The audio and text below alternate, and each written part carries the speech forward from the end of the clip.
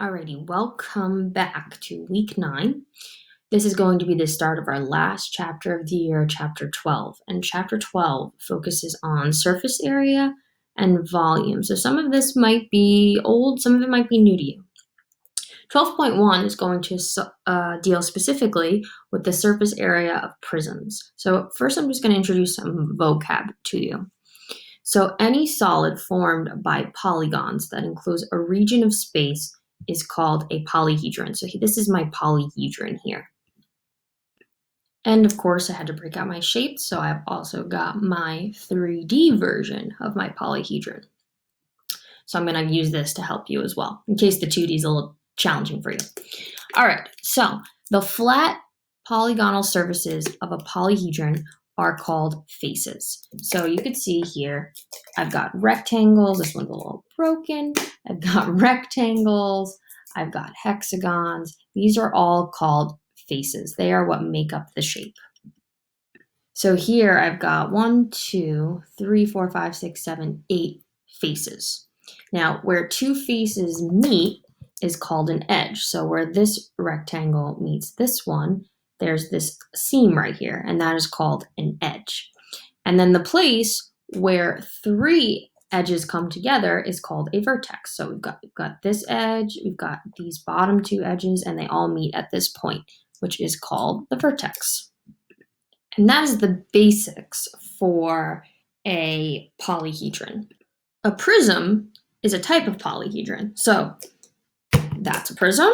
We've got a prism here, and this would be another prism. See if I can fit them all in the picture. So these are all my prisms here.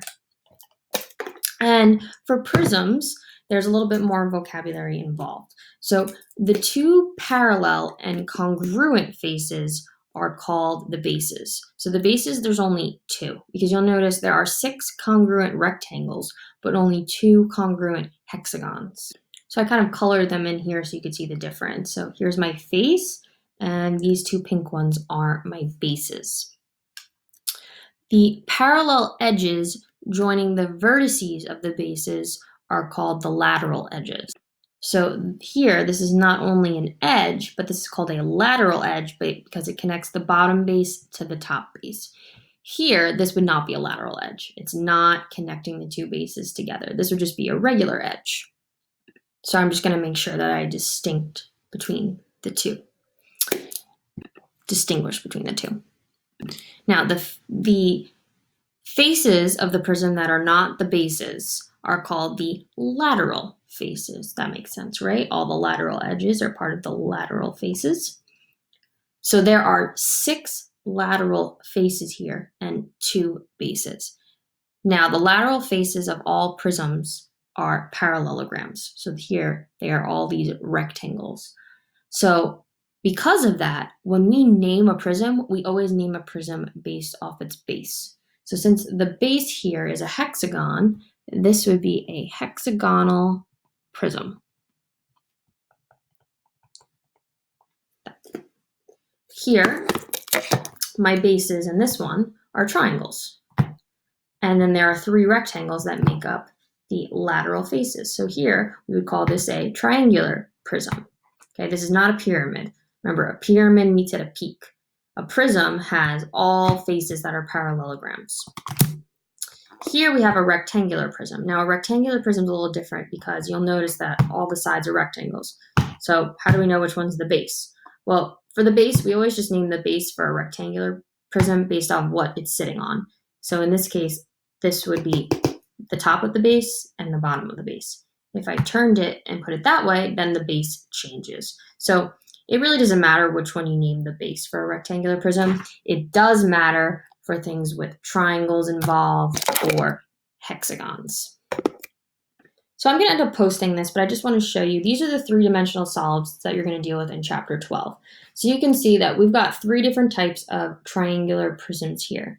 So it really just depends on what kind of triangle you have. You could have a right triangle. You could have an acute triangle. We also have on here a pentagonal prism because the bases are pentagons. And we've got a rectangular prism. We have a cube. So a cube has a special name. It's really made up what the bases are squares and all the faces are squares, but we call it a cube. And then the other ones we're going to talk about as the weeks go on. But right now we're just going to focus on prisms. Specifically, we're going to focus on how to find the lateral area and the surface area of a prism. So lateral area, or LA, you're going to see me writing in your homework, of a prism is the sum of the area of the lateral faces. So if I was going to find the lateral area of this hexagonal prism, I would just find the area of all the rectangles that make up this prism. I would not include the hexagons. If I want the total surface area, we're going to see me writing it as TA of this prism, we would take the lateral surface area, so all these rectangles, plus now the two bases, the two hexagons. So that's the difference between lateral surface area and the total surface area. So if I was going to find the lateral surface area of this triangular prism, I would just find the area of the three rectangles that make up the sides. If I was going to find the total surface area, I would take the lateral area, which I found, plus the area of my two triangular bases. So I'm actually going to show you how to do that in our practice example. So see if you could do this on your own first. See if you could find the lateral area of the right triangular prism shown. So in order to find the lateral area, I need to find the area of the rectangles that make up this figure. Now, be careful. Just because it may look like it does not mean that all these rectangles are the exact same size. No, no, no. So for instance, if I look at this one that's in the front, I can see that its length is 20 and its width is 15. So I'm going to call that rectangle 1. Okay, so that would be 20 times 15, which is 300.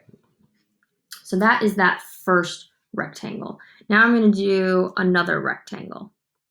Let's say rectangle 2 is going to be the one on the opposite side. That's in the background of the prism. You can see for that one, the length is still 20, but now the width is 13. So in order to find the area of that one, I have to do 20 times 13, which gives me the 260. And now the last one, the third one, which we're going to say is the bottom one, it still has a length of 20. However, that one has a width of 14. So to find the area of that one, we're going to do 20 times 14, which gives us our 280. So the lateral area of this figure is the area of those three rectangles, which is our 300 plus our 260 plus our 280. And that gives us 840. Now, there are no units, but if this was units, let's say inches, it would be inches squared. So that is how we find our lateral area. Now, see if you could find the total area or the total surface area of this prism. So the total area is the lateral area, which you just found, plus the two bases. Now, the bases are two congruent triangles. What's nice is you can do this using this altitude here. So we've got 12 as the height and the base is 14. So the area of the triangle is going to be 1/2 14 times 12, which gives us 84. And there are two of those. So I'm going to bring it down here, say that the total area is our lateral area, which is 840. Plus 2 of our triangles, which gives us an area of 1008.